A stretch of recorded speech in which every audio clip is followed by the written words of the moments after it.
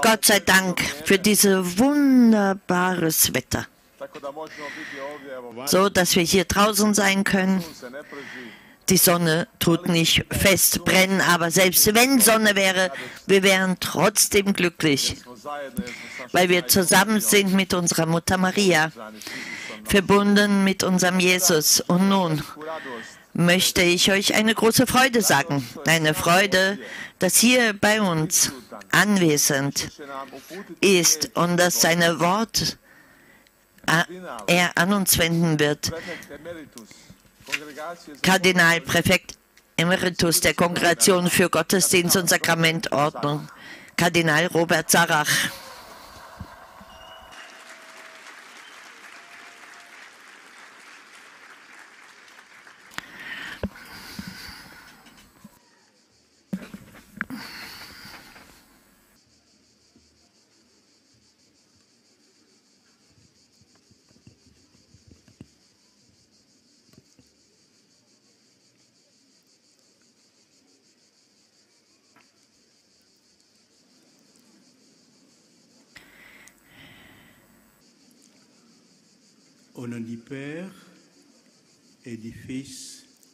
Im Namen des Vaters und des Sohnes und des Heiligen Geistes. Amen.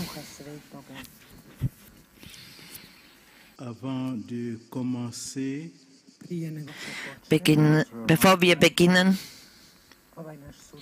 diese Begegnung auf die Fürsprache Mariens, lasst uns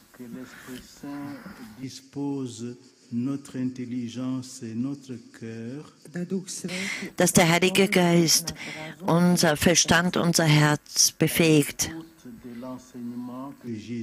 Lasst uns bitten, damit wir diese Katechese hören können, die Jesus uns heute früh gibt. Wir bleiben eine Minute in Stille und wir werden unseren Verstand, unser Herz vorbereiten.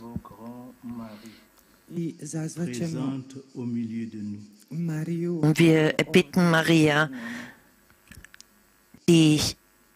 dass sie Fürsprache hält, sie, die hier unter uns ist.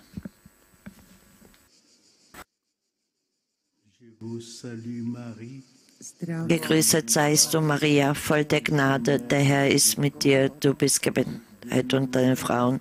Gebenedeit ist die Frucht deines Leibes, Jesus. Heilige Maria, Mutter Gottes, bitte für uns Sünder, jetzt und in der Stunde unseres Todes. Amen.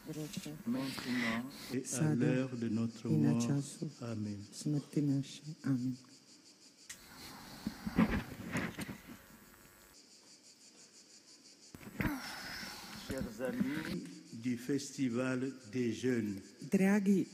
Liebe Freunde des Jugendfestes,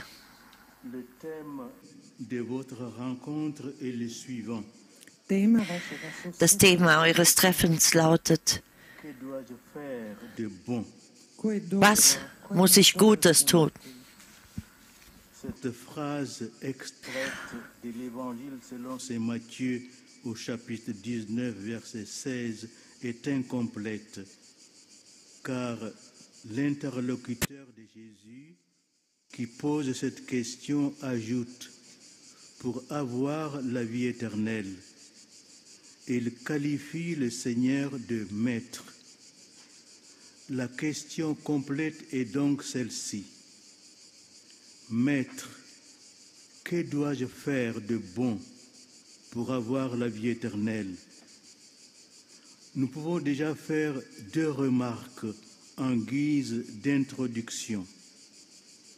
D'abord, cet homme est à la recherche du sens de sa vie, c'est-à-dire de ce qui va lui permettre de connaître le vrai bonheur en faisant ce qui est bon et juste, c'est-à-dire en agissant avec droiture selon la volonté de Dieu. Dieser Satz aus dem Matthäus-Evangelium ist nicht vollständig, denn der Gesprächspartner Jesu, der diese Frage stellt, fügt hinzu, um das ewige Leben zu gewinnen. Außerdem spricht er den Herrn mit Meister an. Die ganze Frage lautet also, Meister, was muss ich Gutes tun, um das ewige Leben zu gewinnen? Schon in der Einleitung können wir erwähnen, dass dieser Mann den Sinn seines Lebens sucht, das heißt, was ihn befähigt, wahres Glück zu erkennen, indem er das Gute tut, das heißt, indem er das Richtige tut und übereinstimmt mit dem Willen Gottes. Qu'il ne dit pas, comme on pourrait le penser de premier abord, surtout à notre époque, que puis-je faire de bon pour aider les autres, ce qui serait très louable et montrerait son désir de servir son prochain avec abnégation et d'une manière plus prosaïque, comme l'aurait fait sans doute bon nombre de nos contemporains. Que dois-je faire pour réussir dans ma vie, pour obtenir une condition sociale avantageuse avec une belle maison, une voiture de luxe et le dernier matériel informatique performant? J'ai été tenté d'ajouter en cette année 2021, pour me rendre en vacances dans l'espace interstellaire, puisque, comme vous le savez, il y a quelques semaines, deux personnages qui vivent dans l'opulence se sont offerts un voyage de quelques minutes dans l'espace qui a coûté une somme gigantesque. Et cela constitue un vrai scandale pour les 2,8 milliards de personnes, soit près de la moitié de la population mondiale, qui vivent sous le seuil de pauvreté, c'est-à-dire avec moins de $2 par jour, dont 800 millions de personnes sous-alimentées, selon les chiffres officiels de l'Organisation des Nations Unies pour l'alimentation et l'agriculture. Beachten wir zunächst, dass er am Anfang nicht sagt, was man auf den ersten Blick denken könnte, nämlich, was kann ich Gutes tun, um anderen zu helfen? Das wäre sehr lobenswert und würde seinen Wunsch zeigen, seinen Nächsten selbstlos zu dienen. Er sagt auch nicht, was viele unserer Zeitgenossen vor allem in unserer Zeit wohl etwas prosaischer sagen könnten. Was muss ich tun, um in meinem Leben erfolgreich zu sein? Eine günstige soziale Stellung zu erlangen, ein schönes Haus, ein Luxusauto und die neueste leistungsstarke Computerausrüstung. Ich war versucht, in diesem Jahr 2021 hinzuzufügen, um auf eine Reise in den interstellaren Raum zu gehen. Ihr wisst, dass sich vor einigen Wochen zwei im Luxus lebende Männer eine nur wenige Minuten dauernde Weltraumreise gegönnt haben, die sie unbeschreiblich teuer bezahlt haben. Dies ist ein echter Skandal. Für 2 Milliarden und 800 Millionen Menschen und fast die Hälfte der Weltbevölkerung, die unterhalb der Armutsgrenze leben, von denen 800 Millionen unterernährt sind. Das heißt, mit weniger als $2 pro Tag legen, nach offiziellen Angaben der Nahrungs- und Landwirtschaftsorganisation der Vereinten Nationen. L'interlocuteur de Jésus se place sur un autre plan, beaucoup plus élevé, le niveau que je qualifierais de suprême et indépassable, car il s'agit de la vie éternelle, c'est-à-dire de la finalité ultime de toute vie humaine en ce monde. Et c'est pour cela que cette question nous intéresse, qu'elle vous intéresse, vous les jeunes, qui recherchez ardemment le sens de votre vie et donc sa finalité. Pourquoi vivons-nous? D'où venons-nous? Où allons-nous? Quel est le vrai sens de notre vie? Comment y parvenir? Ce sont là nos questions essentielles et quotidiennes. Ensuite, l'homme qui s'adresse à Jésus l'appelle maître, un mot qui est appliqué 46 fois au Christ Seigneur dans les évangiles. Maître signifie celui qui enseigne, celui qui conduit et guide les autres sur le chemin de la sagesse, de la vérité et du bien. Et comme vous le savez, Jésus est lui-même la vérité. Comme on peut le lire dans l'évangile de Matthieu, les foules restaient frappées de son enseignement, car il les enseignait en homme qui a autorité et non pas comme les scribes. Der Gesprächspartner Jesus stellt sich auf eine andere, viel höhere Ebene. Eine Ebene, die ich als höchster und unübertroffen bezeichnen würde, weil es sich um das ewige Leben handelt. Das heißt, das ultimative Ziel jedes menschlichen Lebens auf dieser Welt. Und deshalb interessiert uns eine Frage. Darum interessiert sie euch, junge Menschen, die ihr eifrig nach dem Sinn eures Lebens und damit nach seinem Zweck sucht. Warum leben wir? Woher kommen wir? Wohin gehen wir? Was ist der wahre Sinn des Lebens? Wie dies erreichen? Wer ist dieser Gesprächspartner Jesu? Matthäus sagt, er sei jung.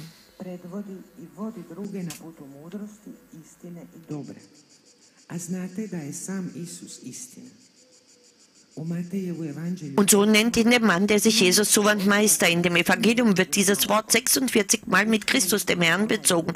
Ein Meister ist jemand, der andere auf dem Weg der Weisheit, der Wahrheit und des Guten führt und lehrt. Und ihr wisst, dass Jesus selbst die Wahrheit ist. Als Jesus diese Rede beendet hatte, war die Menge sehr betroffen und seine Lehre, den er lehrte, sie wie einer, der Vollmacht hat und nicht wie ihre Schriftgelehrten.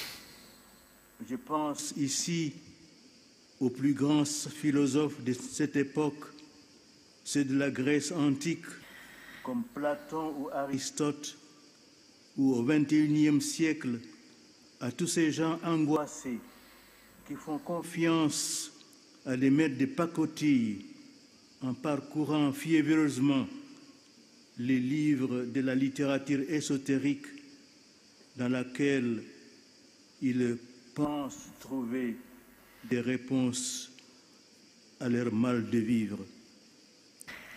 Der Gesprächspartner Jesu ist sich daher bewusst, dass die Antwort dieser einzigartigen und bemerkenswerten Meisters weder mit anderen noch mit dem weisesten und begabtesten Menschen, die auf unserem Planeten gelebt haben, vergleichbar sein wird.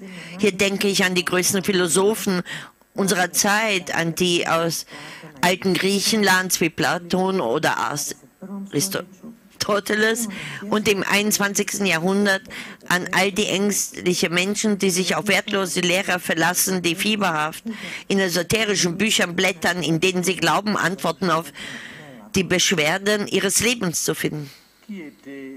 Cet interlocuteur de Jésus. Un évangéliste le qualifie de jeune. C'est Matthieu. Et les trois évangélistes synoptiques, à l'unanimité, le décrivent comme ayant de grands biens, Matthieu et Marc, ou d'extrêmement riches. Il s'agit de Luc qui ajoute le pouvoir à la richesse, car il affirme qu'il était un notable, c'est-à-dire l'un des chefs du peuple.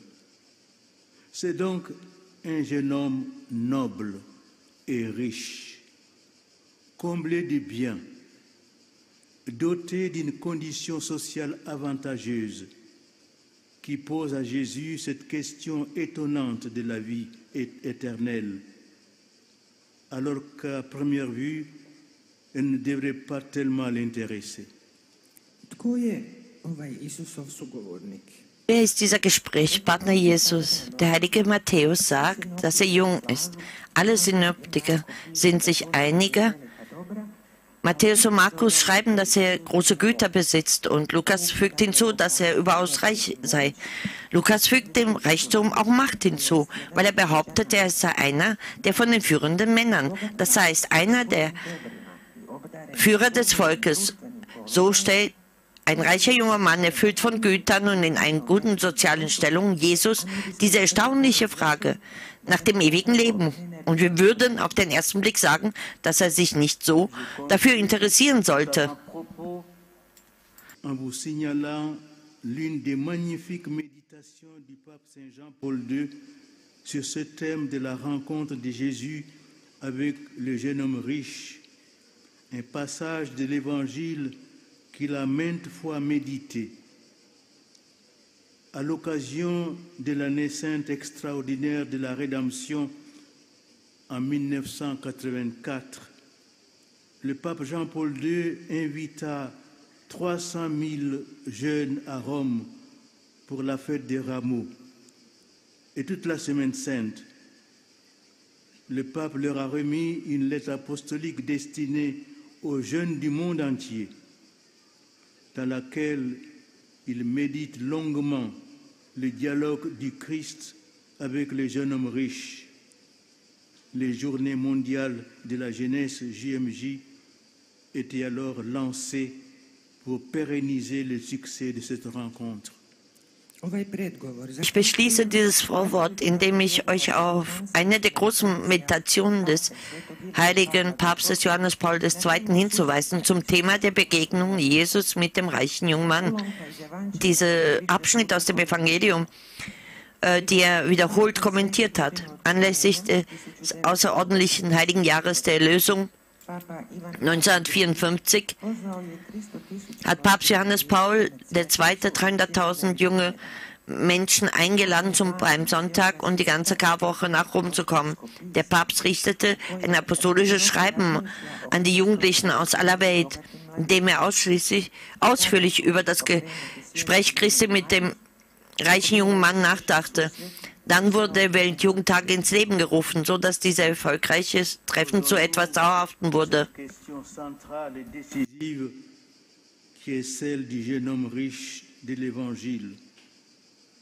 Celui-ci évoque la vie éternelle. Qu'est-ce donc que cette vie éternelle dont il parle?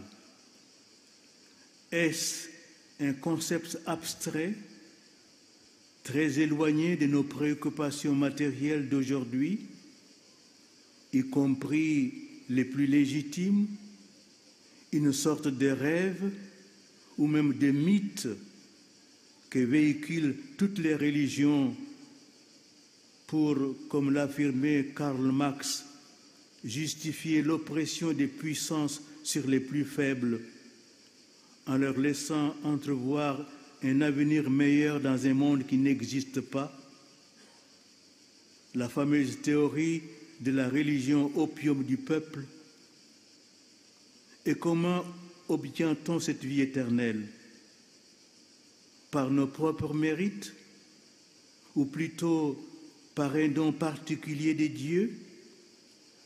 Et si tel est le cas, dans quelle mesure participons-nous par nos bonnes œuvres à l'obtention de cette vie éternelle qui nous est promise?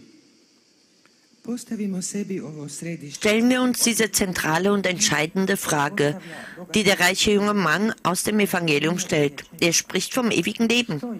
Was ist also dieses ewige Leben, von dem er spricht?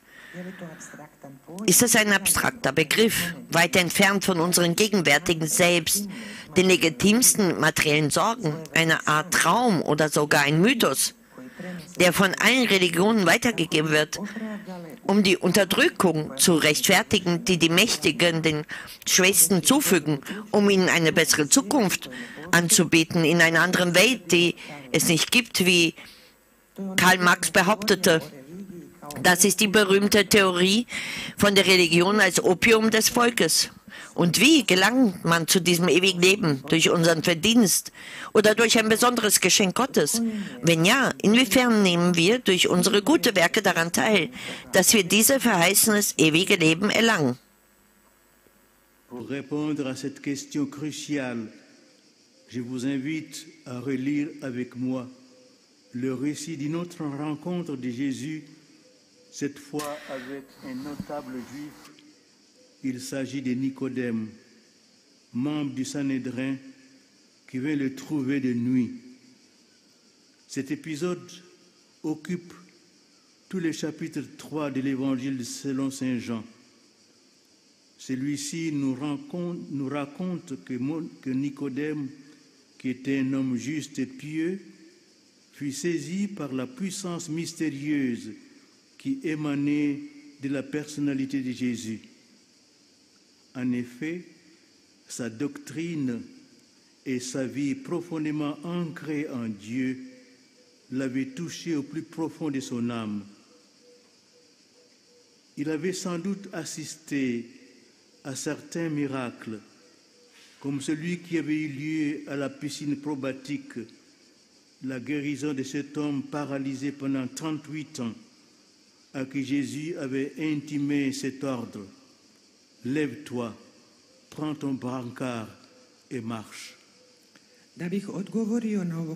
Diese Schlüsselfrage zu beantworten, lade ich euch ein, mit mir den Bericht über eine weitere Begegnung mit Jesus zu lesen. Diesmal mit dem jüdischen Würdenträger Nikodemus, ein Mitglied des Sanhedrins, der nachts zu ihm kam.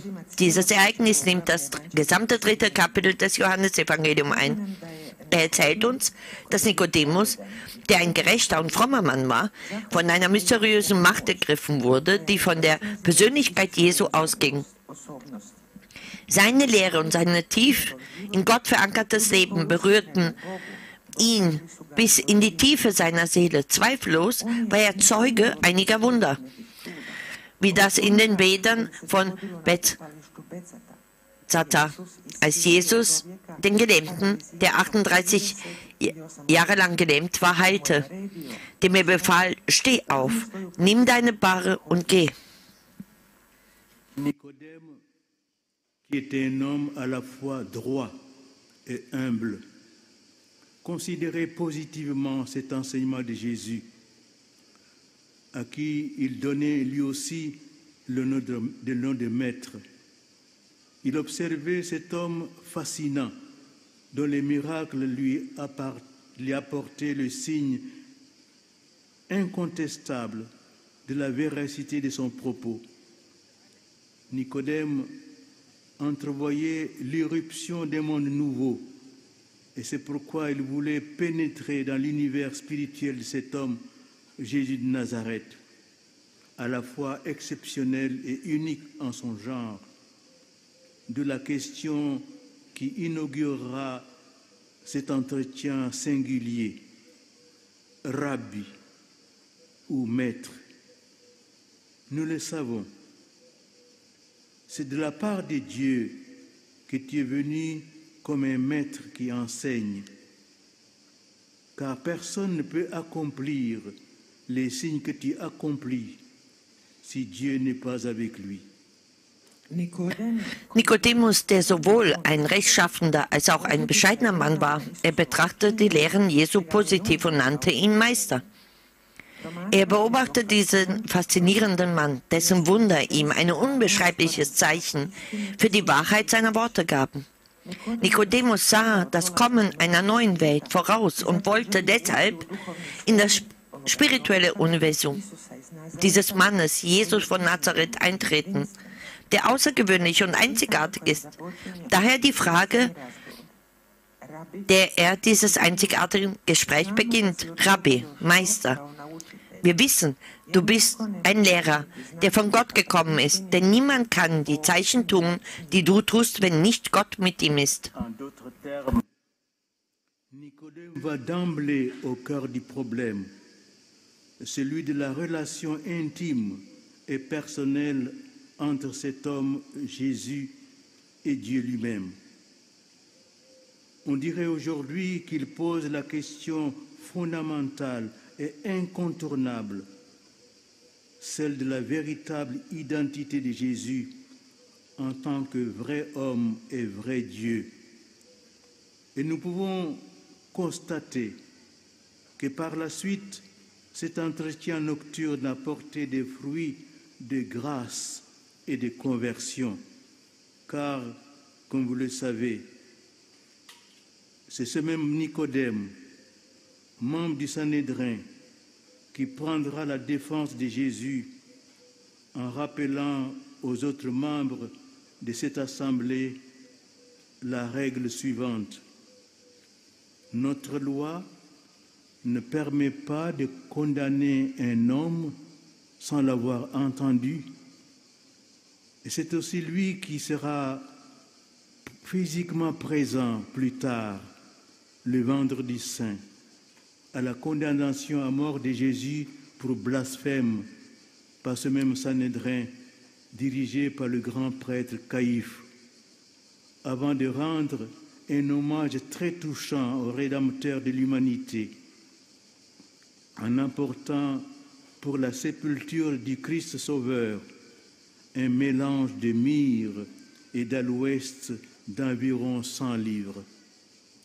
Drugim riječima, Nikodem ulazi u samu srž. Mit anderen Worten, Nikodemus dringt in den Kern des Problems ein. Und das ist die Frage nach dem intimen und persönlichen Beziehung zwischen diesem Menschen, Jesus und Gott selbst. Heute würden wir sagen, dass er eine grundlegende Frage stellt, eine Frage nach der wahren Identität Jesu als dem wahren Menschen und dem wahren Gott. Wir können sagen, dass dieses nächtliche Gespräch später die Früchte der Gnade und Bekehrung trug. Denn, wie Sie wissen, wird derselbe Nikodemus, ein Mitglied des Sanhedrin, wird Jesus verteidigen, indem er die anderen Mitglieder des Großen Rates an die folgende Regel erinnert. Beurteilen etwa unsere Gesetze einen Menschen, bevor man ihn verhört und festgestellt hat, was er tut? Nikodemus wird später im Karfreitag physisch anwesend sein, als dasselbe Sanhedrin, angeführt vom Hohenpriester Kaiphas, Jesus wegen Gotteslästerung zum Tode verurteilt. Nikodemus erweist dem Erlöser der Menschheit später eine sehr rührende Ehre, indem er zum Begräbnis Christi des Erlösers eine Mischung aus Myrrhe und Aloe, etwa 100 Pfund, brachte. En vérité, je te le dis, à moins de naître d'en haut, on ne peut voir le royaume de Dieu. Ce qui signifie, ajoute-t-il, que personne, à moins de naître de l'eau et de l'esprit, ne peut entrer dans le royaume de Dieu. Car ce qui est né de la chair est chair, ce qui est né de l'esprit est esprit. Cela signifie que ce que tu veux, cher Nicodème, c'est-à-dire parvenir à la vie éternelle, n'est pas possible si tu comptes uniquement sur tes propres forces. Und hier ist die erstaunliche Antwort Jesu. Amen, Amen, ich sage dir, wenn jemand nicht von neuem geboren wird, kann er das Reich Gottes nicht sehen. Das heißt, er fügt hinzu, wenn jemand nicht aus Wasser und Geist geboren wird, kann er nicht in das Reich Gottes kommen. Was aus dem Fleisch geboren ist, das ist Fleisch. Was aber aus dem Geist geboren ist, das ist Geist. Das bedeutet, dass das, was du willst, lieber Nikodemus, nämlich das ewige Leben zu erlangen, nicht möglich ist, wenn du dich allein auf deine eigene Kraft verlässt. L'homme est du monde. S'il ne pense que par lui-même, quelque profonde et même géniale et vertigineuse que soient ses pensées, l'homme reste toujours au niveau du monde, au niveau horizontal et humain. Il lui faut donc autre chose, une autre dimension qu'il ne peut recevoir que de l'extérieur de lui-même, c'est-à-dire de Dieu. il y faut un nouveau commencement, de nouvelles fondations sur lesquelles il peut bâtir toute son existence. Doista, čovjek je Ja, der Mensch ist vor allem von der Welt. Wenn er nur aus eigener Kraft denkt, egal wie tief, ja genial und schwer, schwindelerregend sein, so bleibt seine Gedanken immer auf der Ebene der Welt. Deshalb braucht er etwas anderes, eine andere Dimension, die nur von außen kommen kann, von Gott.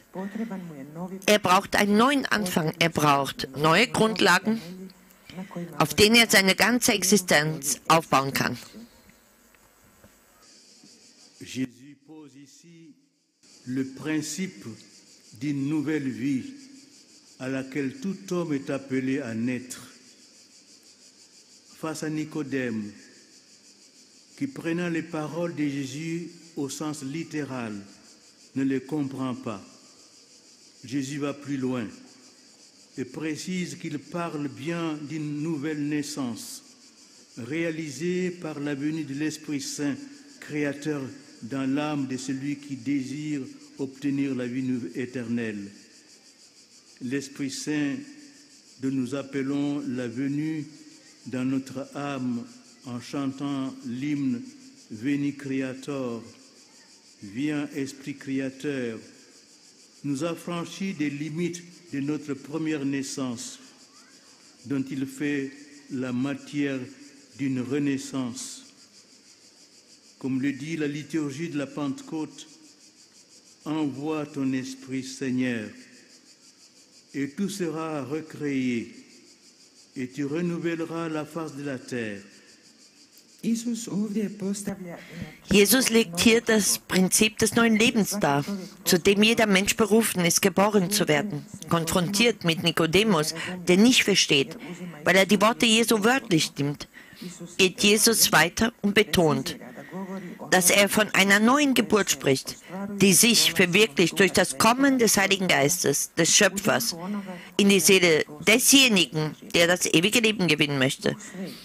Dieser Heiliger Geist, dessen Kommen wir in unsere Seele durch das Singen des Hymnus Veni Creator Spiritus, komm Schöpfer Geist, erbitten, das befreit uns von der Geburt unserer ersten Geburt, aus der er das Material für die neue Geburt erschafft.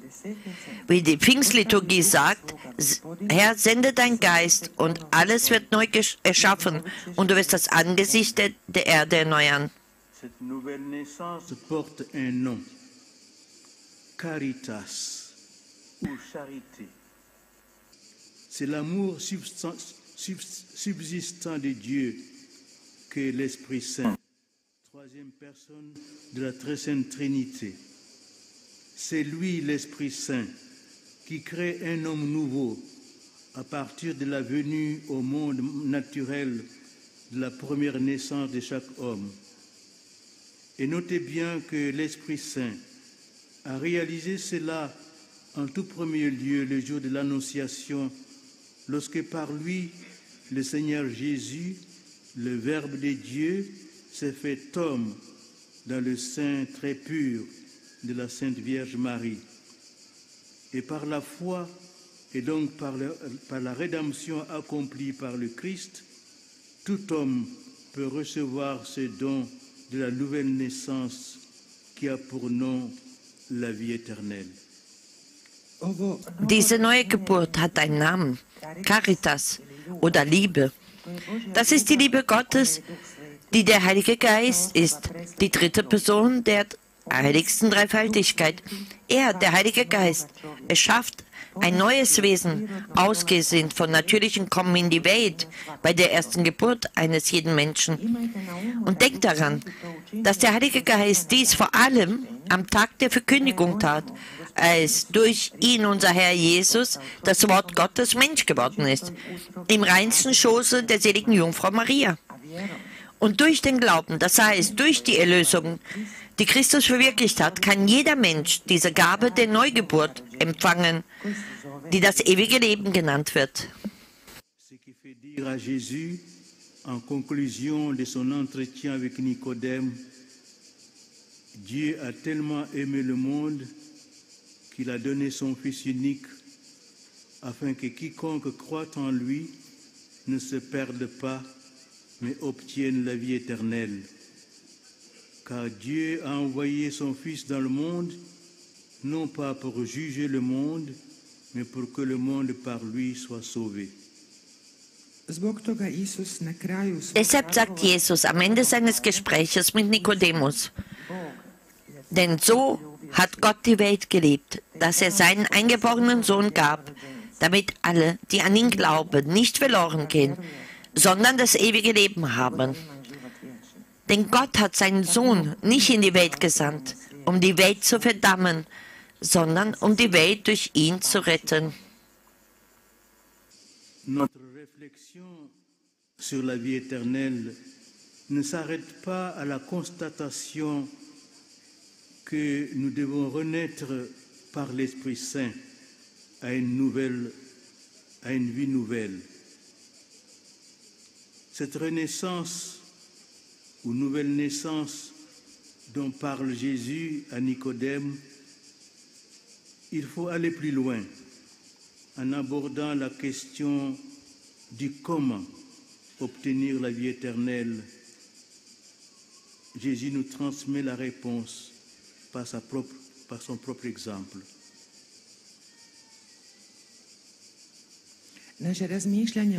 Unsere Betrachtung über das ewige Leben endet nicht bei der Behauptung, dass wir durch den Heiligen Geist von neuem zum Leben geboren werden müssen, oder die neue Geburt, über die Jesus zu Nikodemus sprach. Wir müssen weitergehen, indem wir die Frage stellen, wie wir das ewige Leben erlangen. Jesus wird uns durch sein eigenes Beispiel Antwort darauf.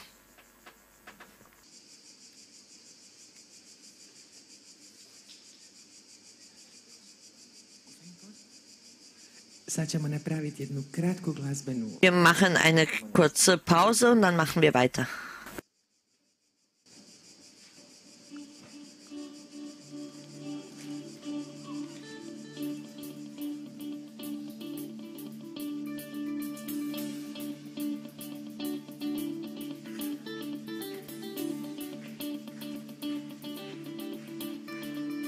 Come,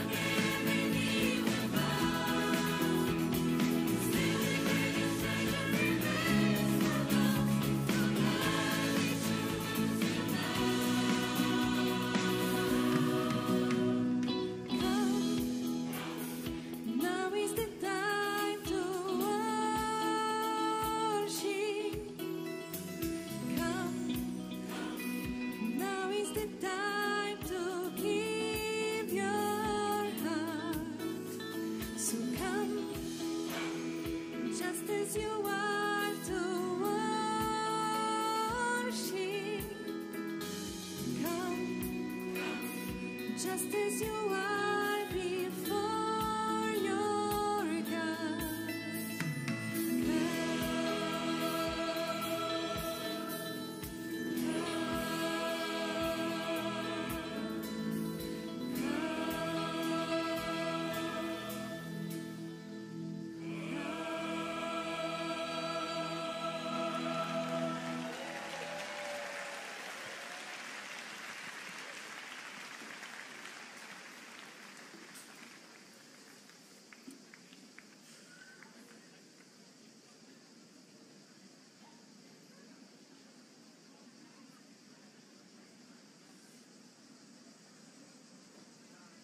Durant cette première étape,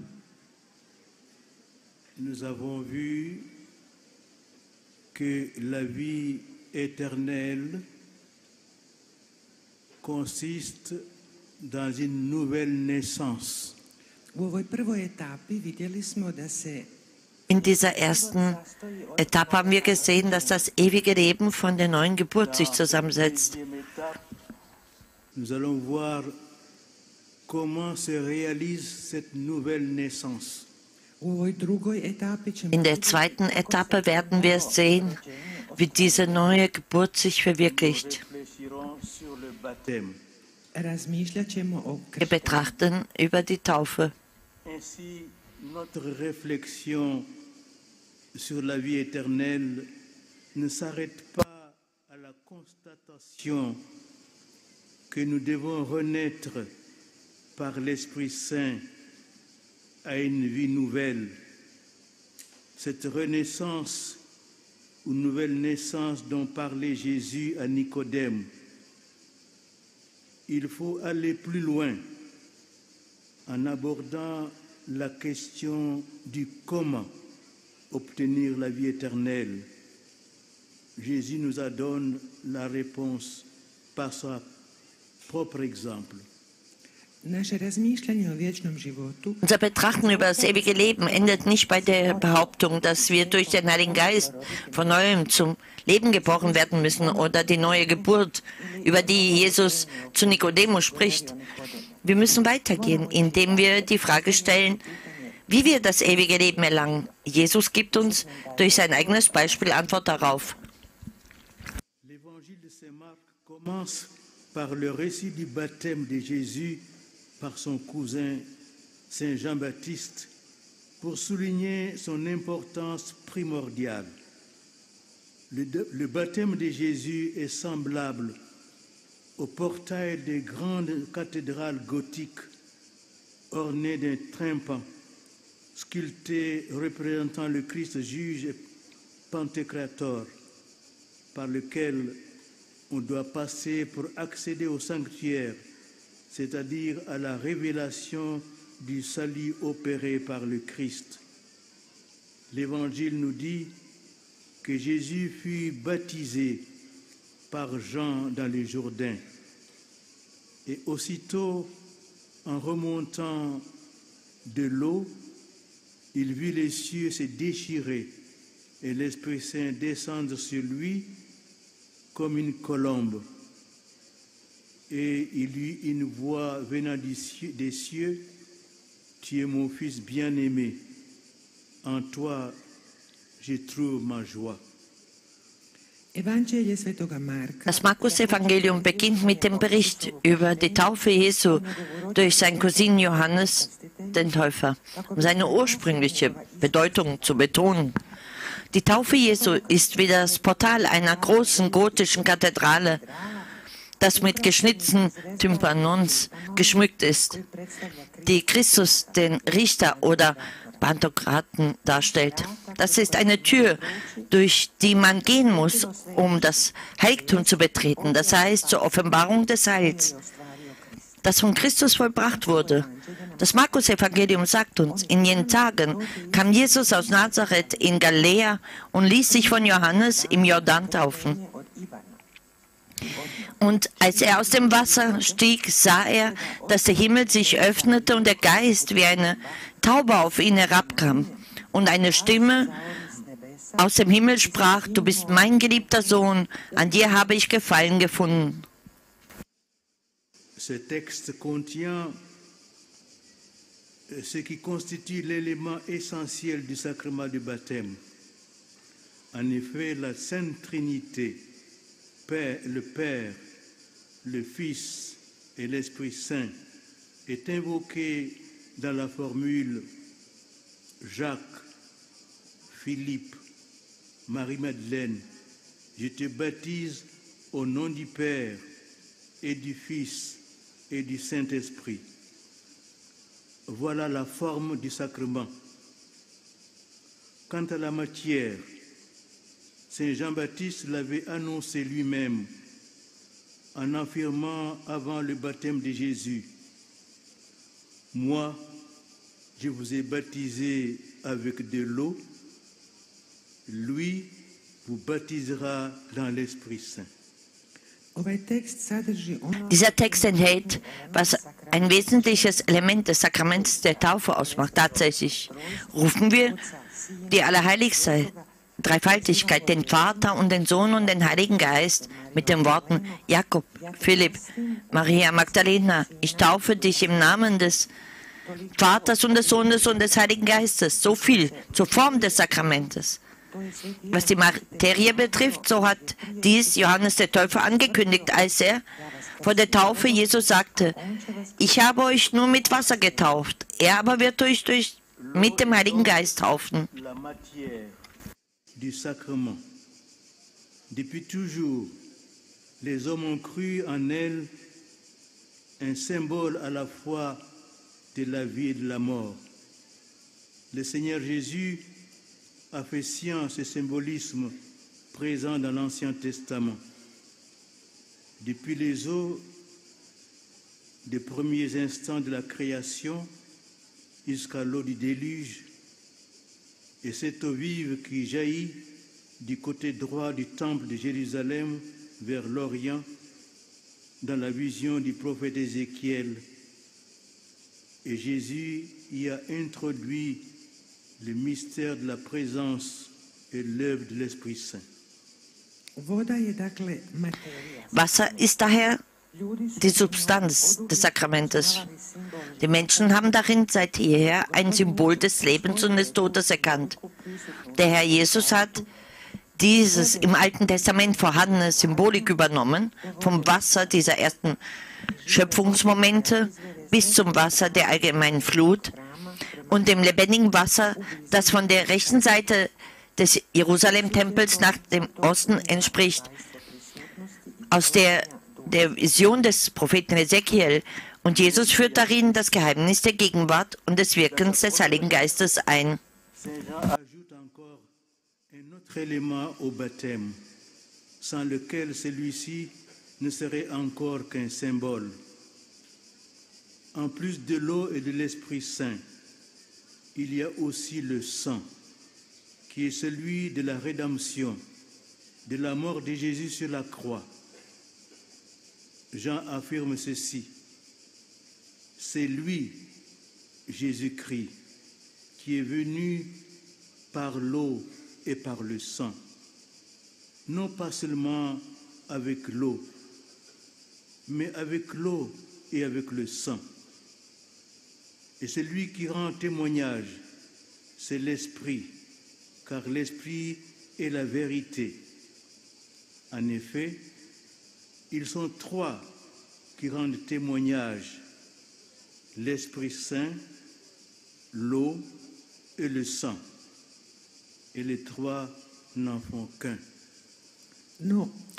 Aber es gibt noch etwas mehr. In seinem ersten Brief fügt der heilige Johannes der Taufe ein weiteres Element hinzu, und dass es nur ein Symbol wäre. Neben dem Wasser und dem Heiligen Geist ist auch das Blut der Erlösung, das Blut Jesu Tod am Kreuz da. Johannes sagt, Jesus Christus, dieser ist es, der durch Wasser und Blut gekommen ist. Jesus Christus. Er ist nicht nur im Wasser gekommen, sondern im Wasser und im Blut. Und der Geist ist der Zeugnis ablegt. Denn der Geist ist die Wahrheit. Drei sind es, die Zeugnis ablegen. Der Geist, das Wasser und das Blut. Und diese drei sind eins. est donc le troisième élément indissociable du baptême. En effet, l'apôtre et l'évangéliste Saint Jean, le disciple que Jésus aimait, a été témoin de la mort du Christ Seigneur. C'est un fait historique. Il a écrit dans son évangile: l'un des soldats, avec sa lance, lui perça le côté, et aussitôt il en sortit du sang et de l'eau. Celui qui a vu rend témoignage, et son témoignage est véridique. Et celui-là sait qu'il dit vrai, afin que vous aussi vous croyiez. Cela en effet arriva pour que s'accomplisse l'Écriture. Aucun de ces os ne sera brisé. Un autre passage de l'Écriture dit encore: ils lèveront les yeux vers celui qu'ils ont transpercé. Das von Christus, dem Erlöser, vergossene Blut ist daher das dritte untrennbare Element der Taufe tatsächlich. Erlebte der Apostel und Evangelist Johannes, der Jünger, den Jesus liebte, den Tod des Herrn. Das ist eine historische Tatsache. Und in seinem Evangelium schreibt er: sondern einer der Soldaten stieß mit der Lanze in seine Seite und sogleich floss Blut und Wasser heraus. Und daher, der es gesehen hat, hat es bezeugt und sein Zeugnis ist wahr. Und er weiß, dass er Wahres berichtet, damit auch ihr glaubt. Denn das ist geschehen, damit sich die Schriftwort erfüllte. Man soll an ihm kein Gebein zerbrechen. Und ein anderes Schriftwort sagt, sie werden auf den blicken, den sie durchbohrt haben.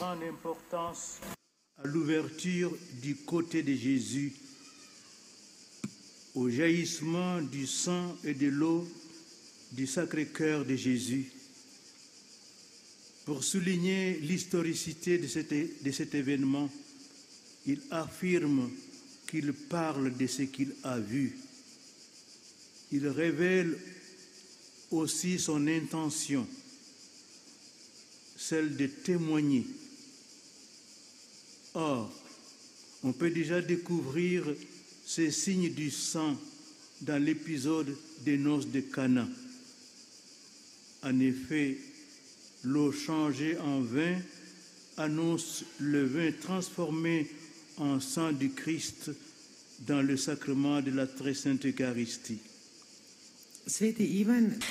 Der heilige Johannes legt großen Wert auf die durchbohrte Seite Jesu, der Ausströmung von Blut und Wasser aus dem heiligsten Herzen Jesu.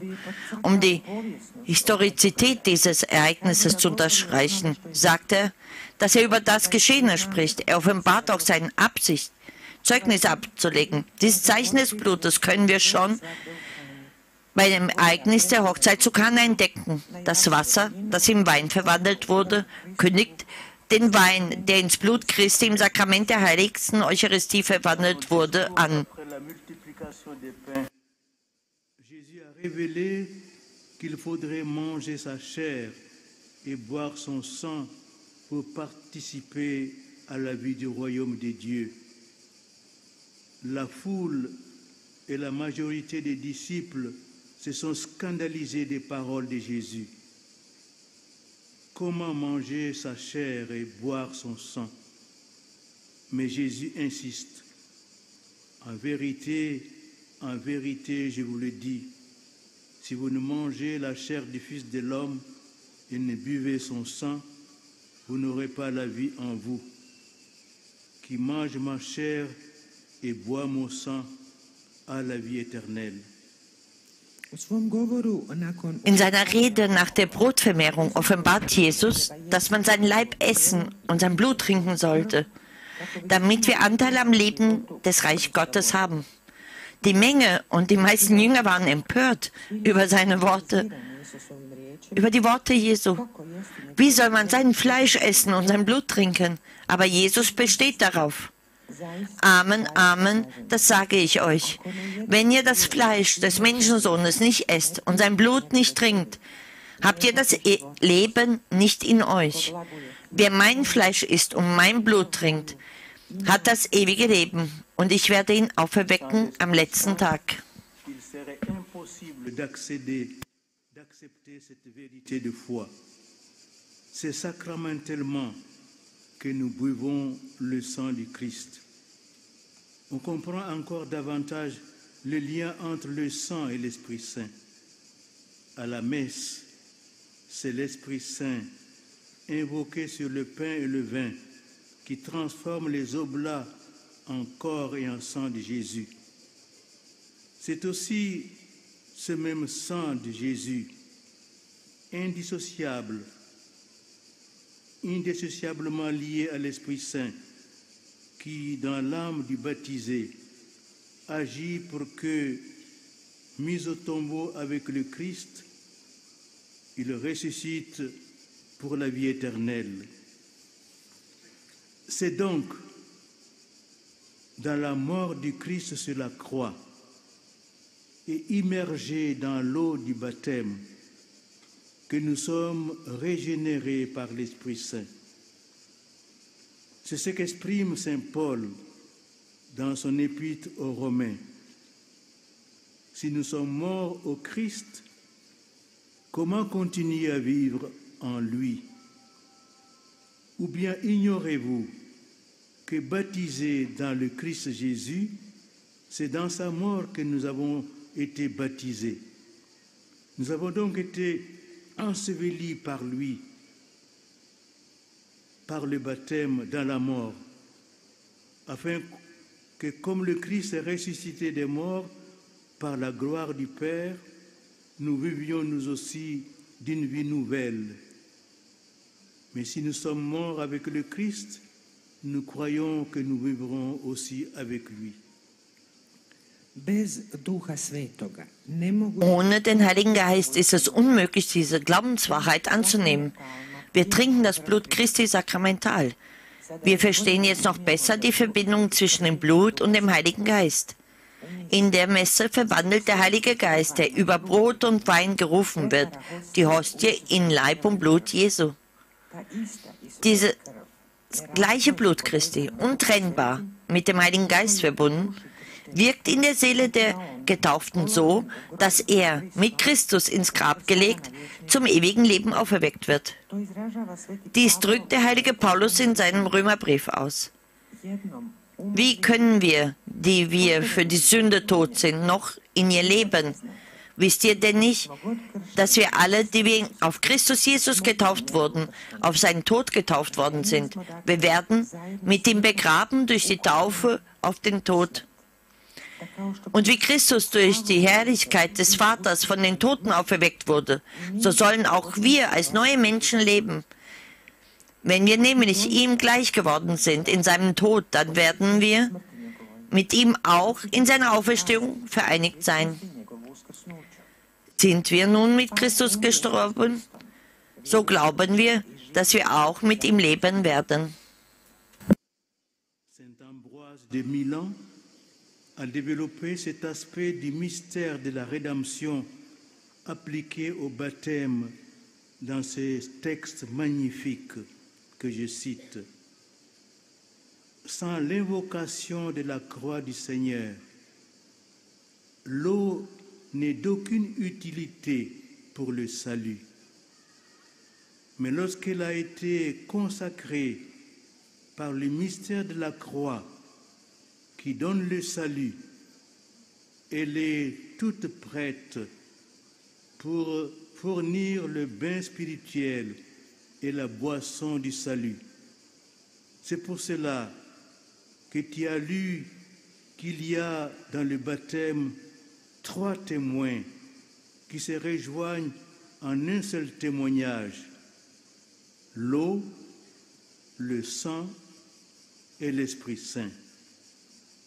Car si tu en retires un seul, le sacrement du baptême disparaît.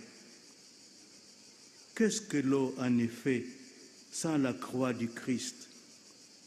Un élément ordinaire sans portée sacramentelle. Le catéchumène croit lui aussi en la croix du Seigneur Jésus, dont il a reçu le signe. Mais s'il n'a pas été baptisé au nom du Père et du Fils et du Saint-Esprit, il ne peut recevoir le pardon de ses péchés, ni recueillir les dons de la grâce spirituelle.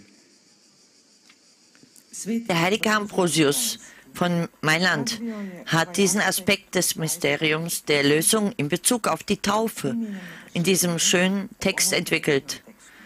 Das Wasser nämlich ohne die Predigt vom Kreuz des Herrn nützt ganz und gar nichts zum künftigen Heil. Da es aber durch das Geheimnis des Kreuzes eingeweiht zum Heilwasser geworden, da nun dient es bestimmungsgemäß zum Geistesbad und Heilstrank. Eben darum hast ihr gelesen, dass die 3 Zeugen bei der Taufe eins sind, Wasser, Blut und Geist. Denn wenn du sie auf einem derselben einschränkst, besteht das Sakrament der Taufe nicht zurecht. Was ist denn das Wasser ohne das Kreuz Christi? Ein gewöhnliches Element ohne irgendwelche sakramentale Wirkung. Es glaubt aber auch der Katechumene, dass das Kreuz des Herrn Jesu, mit dem auch er bezeichnet wird. Doch wenn er nicht getauft wird im Namen des Vaters und des Sohnes und des Heiligen Geistes, kann er den Nachlass der Sünde nicht empfangen und der geistigen Gnadegeschenk nicht eintrinken. Aber die Taufe erbittet eine Vorbedingung, das ist der Glaube. Le baptisé doit ensuite mettre en œuvre durant toute sa vie ce qu'il a reçu. Ce germe de vie est destiné à se développer et à mûrir pour porter beaucoup de fruits de sainteté. Certes, le nouveau baptisé est né de l'eau, du sang et du Saint-Esprit. Il est donc enfant de Dieu, mais il lui faut encore devenir un véritable fils et fille de Dieu par le témoignage d'une vie chrétienne authentique. Et c'est ici qu'apparaît le dernier terme qui est l'objet de notre méditation sur la vie éternelle, la foi. Die Geburt aus Gott durch die Taufe ist daher der Ausgangspunkt. Der Getaufte muss dann sein ganzes Leben lang das umsetzen, was er empfangen hat. Dieser Keim des Lebens ist dazu bestimmt, sich zu entwickeln und zu reifen, um viele Früchte der Heiligkeit zu bringen. Der Neugetaufte ist aus dem Wasser, dem Blut und dem Heiligen Geist geboren. Er ist ein Kind Gottes, aber er muss noch ein wahrer Sohn und eine wahre Tochter Gottes werden, indem er Zeugnis von einem authentischen christlichen Leben ablegt. Und hier kommt der letzte Ausdruck, der Gegenstand unserer Meditation über das ewige Leben ist, der Glaube. Selon Saint Paul, la charité, fruit de l'Esprit Saint, qui est répandue dans notre âme de baptisé, met la foi en œuvre. Il la rend agissante, car la foi opère à travers la charité, dit Saint Paul aux Galates. Pour bien saisir le lien étroit entre la foi et la vie éternelle, il suffit de citer le rituel du baptême des petits-enfants. Voici ce que les parents répondent au ministre de l'Église dans le dialogue initial du sacrement. À la question « Que demandez-vous à l'Église de Dieu pour votre enfant ?» Ils répondent « La foi ». Puis, à la demande suivante, que vous apporte la foi? Les parents répondent, au nom de l'enfant, la vie éternelle. Doista, prema Svetom Pavlu, ljubav Denn die Liebe, die Frucht des Heiligen Geistes, die in die Seele der Getauften ausgegossen ist, setzt nach Paulus den Glauben in die Tat um, macht ihn wirksam. Denn der Glaube wirkt durch die Liebe, sagt der heilige Paulus im Galaterbrief. Um den engen Zusammenhang zwischen dem Glauben und dem ewigen Leben vollständig zu verstehen, genügt es, den Ritus der Taufe anzuführen. Das antworten die Eltern dem Diener der Kirche im ersten Teil des Dialogs im Sakrament. Auf die Frage, was erbittet ihr von der Kirche Gottes für euer Kind, antworten sie, den Glauben. Auf die nächste Frage, was bringt euch der Glaube, antworten sie stellvertretend für das Kind, das ewige Leben.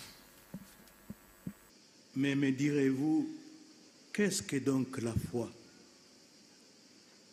Cette question est centrale, car nous vivons dans un monde qui, comme l'ont dit maintes fois le pape Jean-Paul II et Benoît XVI, vit comme si Dieu n'existe pas, d'où l'initiative du pape Benoît XVI d'une année de la foi en 2012-2013,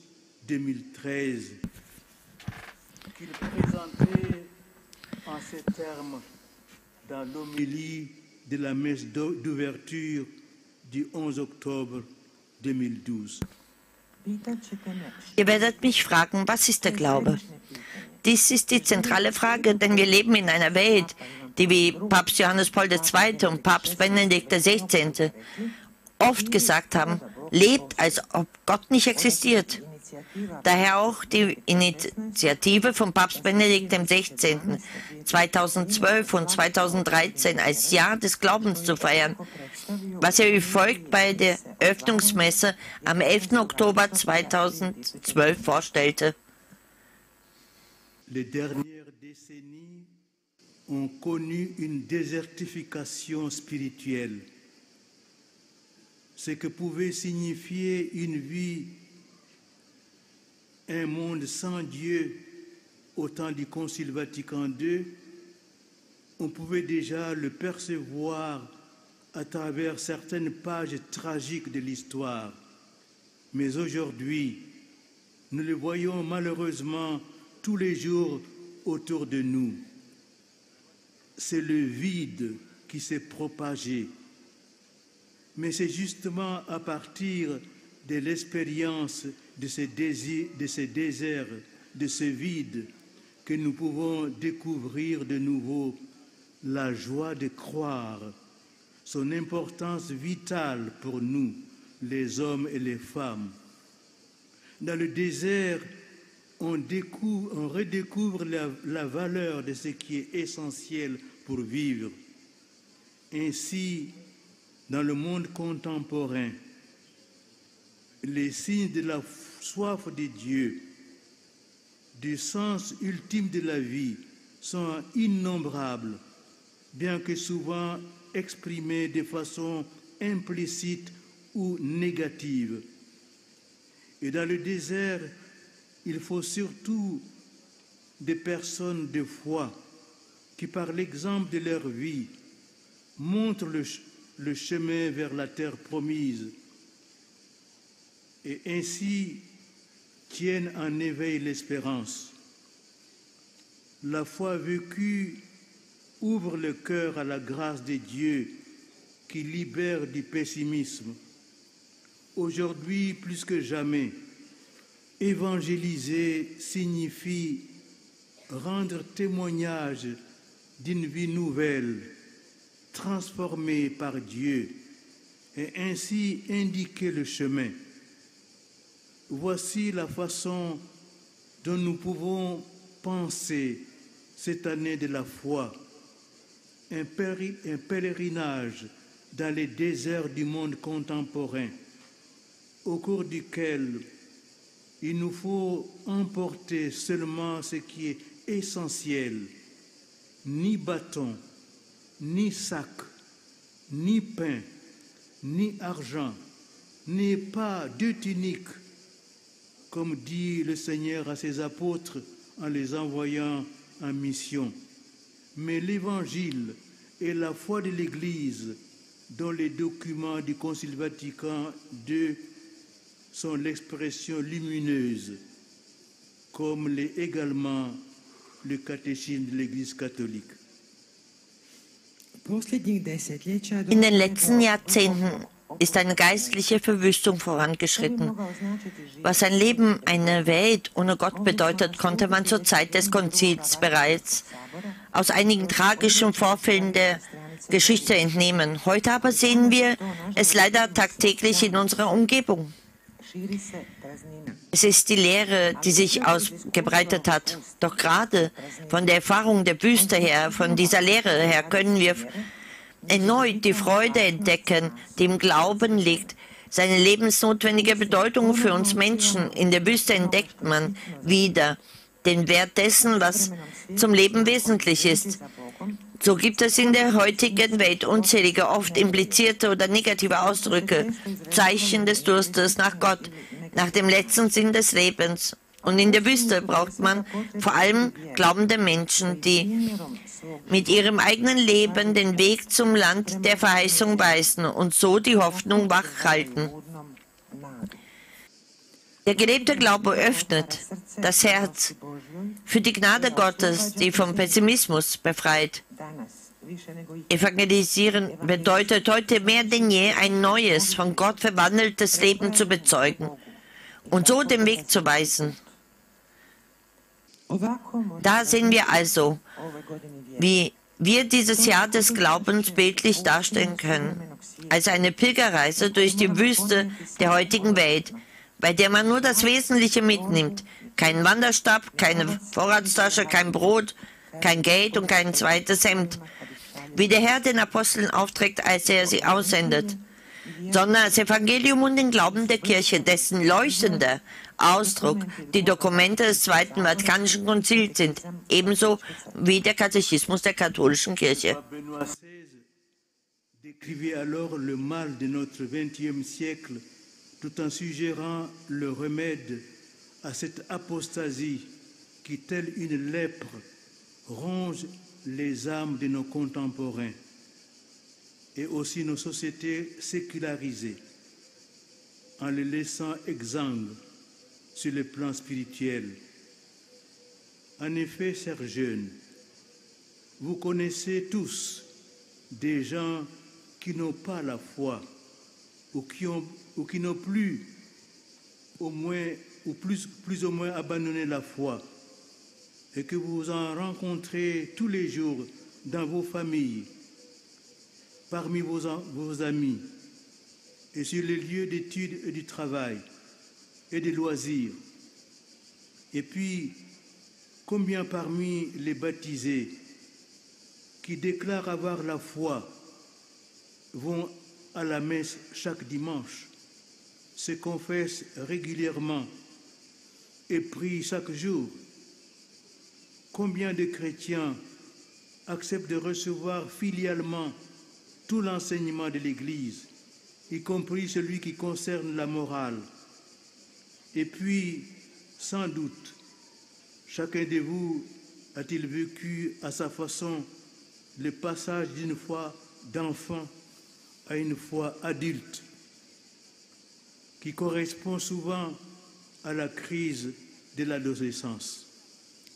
Papa Benedikt XVI, Papst Benedikt XVI. Beschrieb dann das Übel unseres 21. Jahrhunderts und schlug eine Heilung für diesen Abfall vor, der wie die Lepra die Seele unserer Zeitgenossen, aber auch unsere säkularisierte Gesellschaft auffrisst und sie geistig leer hinterlässt. In der Tat, liebe Jugendliche, ihr alle kennt Menschen, die keinen Glauben haben oder sie haben mehr oder weniger den Glauben verlassen. Und ihr begegnet ihn jeden Tag in euren Familien, unter Freunden, in der Schule, bei der Arbeit, in der Freizeit. Aber wie viele der Getauften, die behaupten, dass sie den Glauben haben, gehen jeden Sonntag zur Messe? Wie viele gehen regelmäßig zur Beichte und beten jeden Tag? Und wie viele der Christen stimmen zu, die gesamte Lehre der Kirche, einschließlich der Moral, als Söhne dieser anzunehmen? Svatko od vas je bez sumnje Außerdem hat sich jeder von euch den Übergang von kindlichen zum Erwachsenenglauben auf seine eigene Weise erlebt, die oft der Krise der Pubertät entspricht. Pour progresser dans la connaissance de cette vertu théologale de la foi, nous devons préalablement nous libérer d'une fausse idée qui la concerne. Je voudrais évoquer une ambiguïté quant à l'objet de la foi. Beaucoup de chrétiens sont persuadés qu'avoir la foi consiste à être convaincu de l'existence de Dieu et de celle de Jésus-Christ. Avançons un peu plus loin dans l'approfondissement de la foi. On peut affirmer que la vie éternelle est déjà commencée puisque nous avons été déjà donnés dans le baptême. kako bismo napredovali u spoznaji In der Verwirklichung der theologischen Tugend des Glaubens voranzukommen, müssen wir zunächst die falsche Vorstellung vom Glauben loswerden. Eine Unklarheit möchte ich bezogen auf das Thema Glauben anmerken. Viele Christen sind überzeugt, dass der Glaube darauf hinausläuft, dass Gott und Jesus Christus existieren.